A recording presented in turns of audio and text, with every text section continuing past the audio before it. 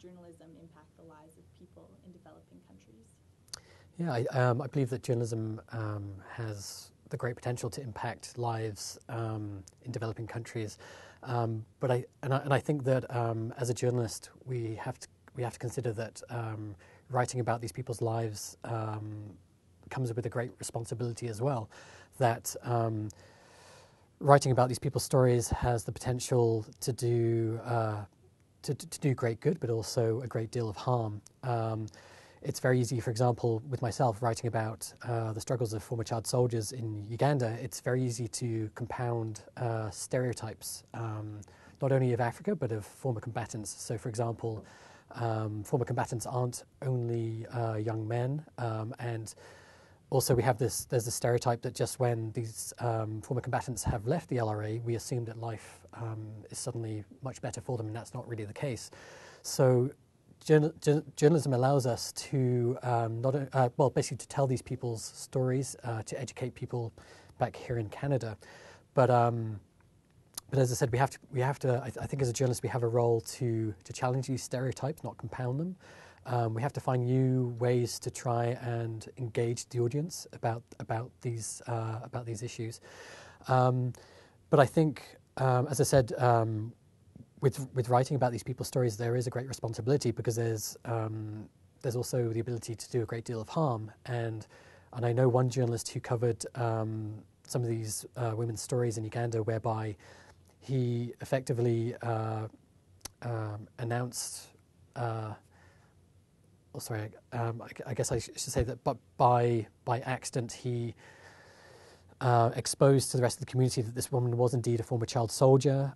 He also made up details about her, about the fact that she was sleeping with a boda driver, and so that irresponsibility led to her having to leave her former community. So we have to really bear that in mind, I believe.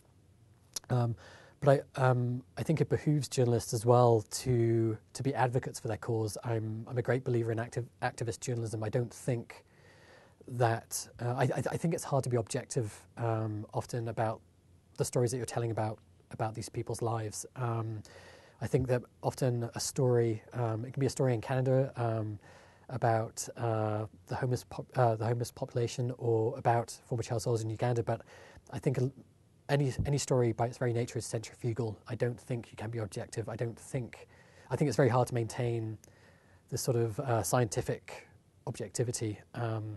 So I think it behooves the journalist to try and engage the audience by passionate writing, and basically just to grab the audience by the lapels as they're drinking their latte over their Sunday morning paper.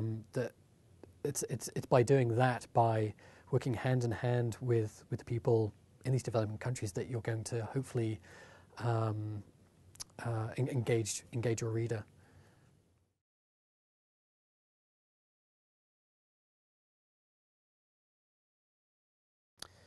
I think journalism has the capacity to break stereotypes.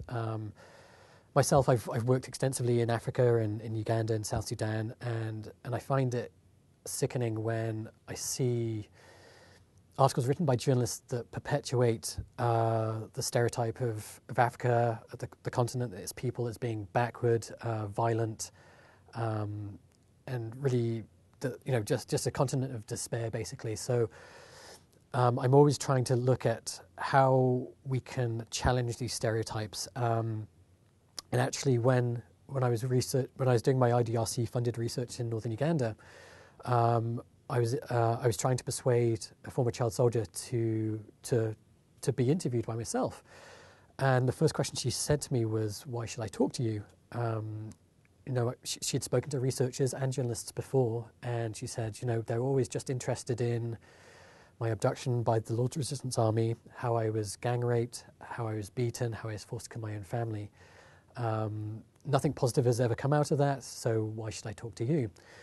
So I basically said to this lady, Jennifer, I said, what I'm trying to do is to help you tell your own story, and I want to tell people back in Canada that, first of all, it wasn't just women sorry, excuse me, it wasn't just young boys or men that were abducted, it was women as well. There's this really common stereotype in the media and in film. We've all seen the image of the young boy with, with bullets wrapped around his neck, holding a Kalashnikov, but we don't realize that women also fought, and often they were expected to be a wife, a mother, and a soldier. That often they would be expected to string their babies on their backs and go into battle. So that's one misconception that I said I wanted to challenge. And possibly more importantly, we have this notion, and this was sort of perpetuated by the Crdi 2012 phenomenon last year, that when former abductees come back to their former communities, we just assume that everything is okay. There's been very little done in the media about what's happened to these women and male abductees since they've come back. And what many people don't realize is that life is arguably more challenging than it was in the bush with the LRA. So, and arguably my research showed that this is worse for female abductees than male abductees. So many of these women have come back with children. They're single parents. One woman that I interviewed and I worked with quite closely, Alice, she's come back with PTSD that isn't being treated through counselling. I mean, there is counselling there, but it's laughably inadequate. And she basically said to me that in many ways she actually misses being with the LRA because she was provided for, she had an elevated status within the armed group that she doesn't have in what is a very patriarchal Ugandan society. And frankly, the LRA provided for her better than the Ugandan government is doing.